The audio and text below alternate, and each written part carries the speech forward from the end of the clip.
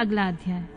प्रयाग में समस्त महात्मा मुनियों द्वारा किए गए यज्ञ में दक्ष का भगवान शिव को तिरस्कार पूर्वक शाप देना तथा नंदी द्वारा ब्राह्मण कुल को शाप प्रदान, भगवान शिव का नंदी को शांत करना।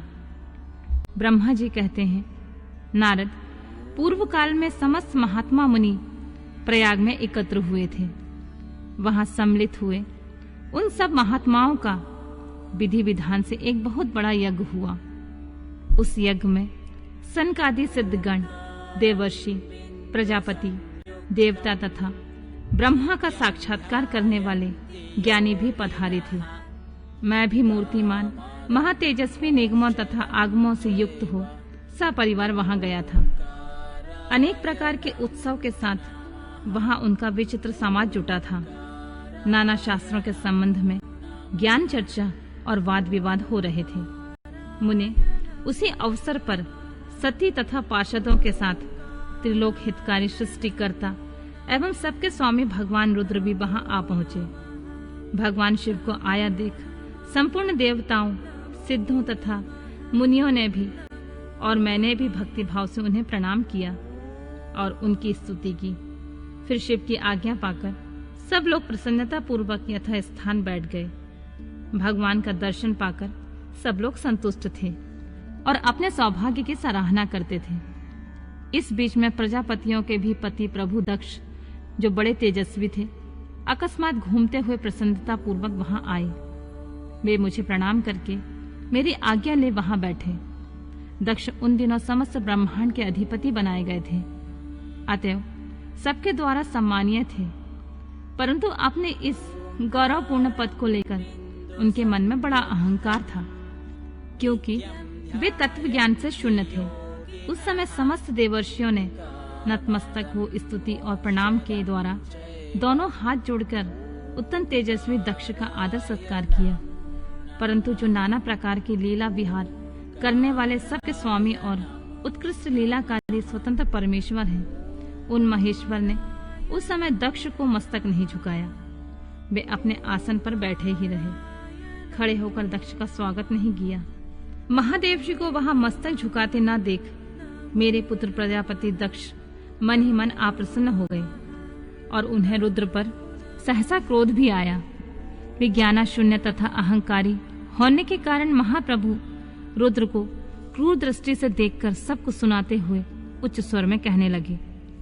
दक्ष ने कहा कि सब देवता, असुर, श्रेष्ठ ब्राह्मण तथा ऋषि मुझे विशेष रूप से मस्तक झुकाते हैं, परंतु वह जो प्रेतों और पिशाचों से घिरा हुआ महामनस्वी बनकर बैठा है, वह दुष्ट मनुष्य के समान क्यों मुझे प्रणाम नहीं करता।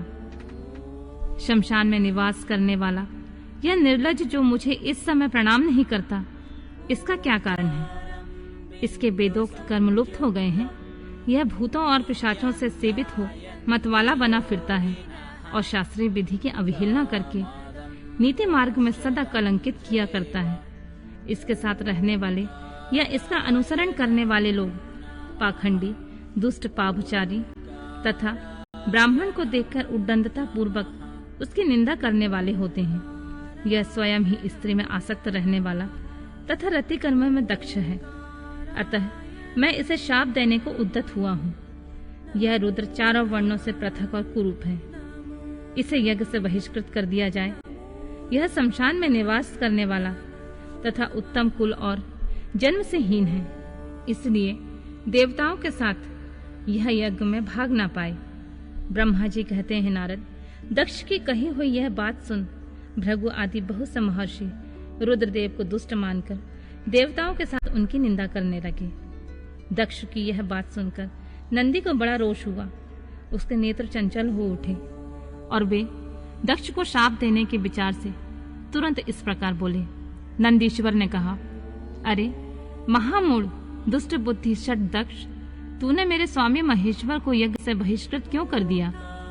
जिनके स्मरण मात्र से यज्ञ सफल तथा तीर्थ पवित्र हो जाते हैं, उन्हें महादेव को तूने शाप कैसे दे दिया? दुबुद्ध दक्ष, तूने ब्राह्मण जाति की चपलता से प्रेरित हो इन रुद्रदेव को व्यर्थ ही शाप दे डाला है। महाप्रभु रुद्र का सर्वथा निर्दोष है तदापि तूने व्यर्थ ही उनका उपहास किया है। ब्राह्मण धम, जिन्होंने इस जगत की सृष्टि की है, जो इनका पालन करते हैं और अंत में जिनके द्वारा इनका संहार होगा, उन्हीं इन महेश्वर रूप को तूने शाप कैसे दे दिया है। नंदी के इस प्रकार फटकारने पर प्रजापति दक्ष रोष से आग बबूला हो गए और उन्हें शाप देते हुए बोले, अरे रुद्रगणों, तुम सब लोग वेद से बहिष्कृत हो जाओ, वैदिक मार्ग से भ्रष्ट तथा महर्षियों द्वारा परित्यक्त हो पाखंडवाद में लग जाओ और शिष्टाचार से दूर रहो। सिर पर जटा और शरीर में भस्म एवं हड्डियों के आभूषण धारण करके मद्यपान में आसक्त रहो। जब दक्ष ने शिव के पार्षदों को इस प्रकार शाप दे दिया, तब उस शाप को सुनकर शिव के प्रिय भक्त नंदी अत्यंत रोष के वशीभूत हो गए। शिलाद पुत्र नंदी भगवान शिव के प्रिय पार्षद और तेजस्वी हैं। वे गर्व से भरे हुए महादुष्ट दक्ष को तत्काल इस प्रकार उत्तर देने लगे। नंदीश्वर बोले, अरे शठ दुबुद्धि दक्ष, तुझे शिव के तत्व का बिल्कुल ज्ञान नहीं है, अतः तूने शिव के पार्षदों को व्यर्थ ही शाप दिया है। अहंकारी दक्ष, जिनके चित्त में दुष्टता भरी है, उन भृगु आदि ने भी ब्राह्मण तत्व के अभिमान में आकर महाप्रभु महेश्वर का उपहास किया है। अतः यहाँ जो भगवान रुद्र से विमुख तुझ जैसे दुष्ट ब्राह्मण विद्वान हैं, उनको मैं रुद्र तेज के प्रभाव से ही श्राप दे रहा हूँ। तुझ जैसे ब्राह्मण कर्मफल के प्रशंसक वेदवाद में फंसकर वेदों के तत्व ज्ञान से शून्य हो जाएं। वे ब्राह्मण सदा भोगों में तन्मय रहकर स्वर्ग को ही सबसे बड़ा पुरुषार्थ मानते हुए स्वर्ग से बढ़कर कोई दूसरी वस्तु नहीं है, ऐसा कहते रहे और क्रोध, लोभ तथा मद से युक्त निर्लज्ज भिक्षुक बने रहें। कितने ही ब्राह्मण वेद मार्ग को सामने रखकर शूद्रों का यज्ञ कराने वाले और दारिद्र होंगे, सदा दान लेने में लीन रहेंगे। दूषित दान ग्रहण करने के कारण वे सब के सब नरकगामी होंगे। दक्ष, उनसे यह कुछ ब्राह्मण तो ब्राह्म राक्षस भी होंगे, जो परब्रह्मा शिव को सामान्य देवता समझकर उनसे द्रोह करता है, वह दुष्ट बुद्धि वाला प्रजापति दक्ष तत्व ज्ञान से विमुख हो जाए।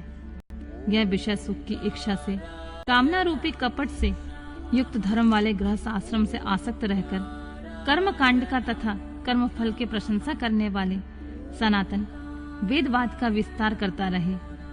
इसका आनंदमय मुख नष्ट हो जाए।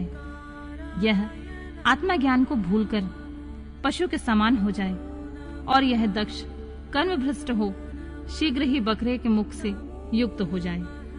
इस प्रकार कुपित हुए नंदी ने जब ब्राह्मणों को और दक्ष ने महादेव जी को शाप दिया, तब वहां महान हाहाकार मच गया। नारद, मैं वेदों का प्रतिपादक होने के कारण शिव तत्व को जानता हूँ, इसलिए दक्ष का वह शाप सुनकर मैंने बारंबार उसकी तथा भृगु आदि की ब्राह्मणों की भी निंदा की। सदाशिव महादेव भी नंदी की यह बात सुनकर हंसते हुए मधुर वाणी में बोले और वे नंदी को समझाने लगे। सदाशिव ने कहा, नंदिन, मेरी बात सुनो, तुम तो परम ज्ञानी हो, तुम्हें क्रोध नहीं करना चाहिए। तुमने भ्रम से यह समझकर कि मुझे शाप दिया गया है, व्यर्थ ही ब्राह्मण कुल को शाप दे डाला। वास्तव में मुझे किसी का शाप छू ही नहीं सकता, अतः तुम्हें उत्तेजित नहीं होना चाहिए। वेद मंत्राक्षरमय और सुक्तमय है, उसके प्रत्येक सूत्र में समस्त देवधारियों की आत्मा प्रतिष्ठित है, अतः उन मंत्रों के ज्ञाता नित्य आत्मवेता है। इसलिए तुम रोषवश उन्हें शाप न दो। किसी की बुद्धि कितनी ही दूषित क्यों न हो, कभी किसी वेदों को शाप नहीं दे सकता। इस समय मुझे किसी का शाप नहीं मिला है, इस बात को तुम्हें ठीक ठीक समझना चाहिए। महापते, तुम सनकादि सिद्धों को भी तत्व ज्ञान का उपदेश देने वाले हो, अतः शांत हो जाओ। मैं भी यज्ञ हूँ, मैं भी यज्ञ कर्म हूँ, यज्ञों के अद्भुत समस्त उपकरण भी मैं हूँ। यज्ञ की आत्मा मैं हूँ, यज्ञ परायण यजमान भी मैं हूँ और यज्ञ से बहिष्कृत भी मैं ही हूँ। यह कौन है, तुम कौन हो और ये कौन? वास्तव में सब मैं ही हूँ। तुम अपनी बुद्धि से इस बात का विचार करो। तुमने ब्राह्मण को व्यर्थ ही शाप दे दिया है महामते। नंदिनी, तुम तत्व ज्ञान के द्वारा प्रपंच रचना का बात करके आत्मनिष्ठ ज्ञानी तथा क्रोध आदि से शून्य हो जाओ। ब्रह्मा जी कहते हैं, नारद, भगवान शंभु के इस प्रकार समझाने पर नंदिकेश्वर वेग परायण होकर क्रोध रहित एवं शांत हो गए। भगवान शिव भी अपनी प्राण प्रिय पार्षद नंदी को शीघ्र ही तत्व का बोध कराकर प्रथम गणों के साथ वह प्रसन्नता पूर्वक अपने स्थान को चल दिए। इधर रोषवश से युक्त दक्ष भी ब्राह्मण से घिरे हुए अपने स्थान को लौट गए, परंतु उनका चित्त शिवद्रोह में ही तत्पर था। उस समय रुद्र को शाप दिए जाने की घटना का स्मरण करके दक्ष सदा महान रोष से भरे रहते थे। उनकी बुद्धि पर मूर्छा छा गई थी।